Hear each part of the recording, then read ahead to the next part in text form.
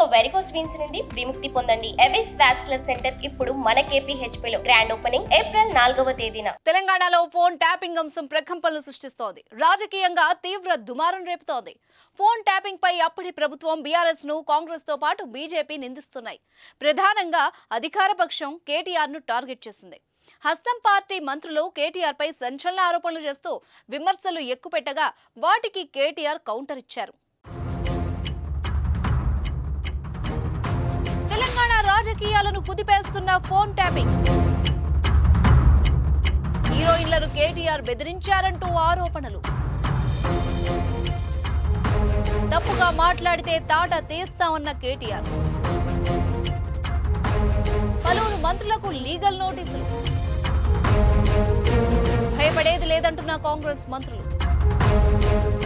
Phone tapping issue political fight కి దారితీసింది. ఈ అంశంపై కాంగ్రెస్ బీఆర్ఎస్ మధ్య వార్ నడుస్తోంది. ఇప్పటికే కేసును విచారించి పలువురు పోలీసు అధికారులను కటకటాల్లోకి నెట్టిన ప్రభుత్వం త్వరలోనే పలువురు రాజకీయ ప్రముఖులకు కూడా నోటీసులు ఇవ్వనున్నట్టు వార్తలు రావడం ఉత్కంఠ రేపుతోంది. ఇదిలా ఉంటే తాజాగా ఫోన్ ట్యాపింగ్ పై మంత్రి కేటీఆర్ ఘాటుగా స్పందించారు.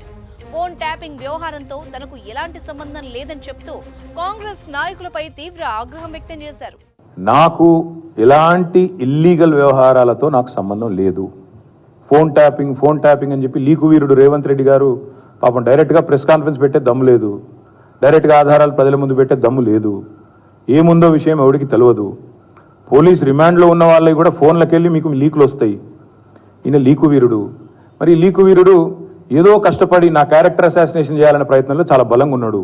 తెలంగాణలో పలువురు రాజకీయ ప్రముఖులతో పాటు సినీ ప్రముఖుల ఫోన్లు ట్యాప్ చేశారన్న వార్తలు వచ్చాయి. వాళ్లని బెదిరించారని కూడా ఆరోపణలున్నాయి. వీటిపై కూడా కేటీఆర్ క్లారిటీ ఇచ్చారు. ఫోన్ ట్యాపింగ్ వ్యవహారంతో తనకు ఎలాంటి సంబంధం లేదని ఆయన అన్నారు. ఫోన్లు ట్యాప్ చేసి తాను హీరోయిన్లను బెదిరించాలని ఇటీవల ఓ మంత్రి అన్నారని, ఇలాంటి అసత్య ఆరోపణలు చేసే వాళ్లను తాను వదిలిపెట్టబోనని హెచ్చరించారు. వీరిపై చట్టపరమైన చర్యలు తీసుకుంటామని చెప్పారు. చెత్త మాటలు మాట్లాడితే మంత్రి అయినా సీఎం అయినా తాట తీస్తామని వార్నింగ్ ఇచ్చారు. హీరోయిన్లను బెదిరించాల్సిన అవసరం తనకు ఏముందని ప్రశ్నించారు. ఏ హీరోయిన్ తోనూ తనకు సంబంధం లేదని కేటీఆర్ స్పష్టం చేశారు. ఎవరో హీరోయిన్లను నేను బెదిరించిన అంటది ఆ మంత్రి. ఆమెకు నెత్తుందా లేదా నాకు తెలియదు. నాకు అంత కర్మ ఏంది, నాకు ఈ దిక్కుమాలిన పనులు చేయాల్సిన పరిస్థితి ఏంది. నాకు ఎలాంటి ఫోన్ ట్యాపింగ్ వ్యవహారంతో నాకు ఎలాంటి సంబంధము లేదు. ఈ అడ్డమైన మాటలు ఎవరైనా మాట్లాడితే, చెత్త మాటలు ఎవరైనా మాట్లాడితే వారు మంత్రి అయినా ముఖ్యమంత్రి అయినా తాట తీస్తాము. మరోవైపు కేటీఆర్ చెప్పినట్టుగా ఇప్పటికే ఫోన్ ట్యాపింగ్ వ్యవహారంలో పలువురికి లీగల్ నోటీసులు పంపించారు. మంత్రి కొండా సురేఖతో పాటుగా మహబూబ్ నగర్ కాంగ్రెస్ ఎమ్మెల్యే ఎన్ఎం శ్రీనివాసరెడ్డి, సిరిసిల్ల కాంగ్రెస్ నేత కేకే మహేందర్ రెడ్డిలకి లీగల్ నోటీసులు పంపించారు కేటీఆర్.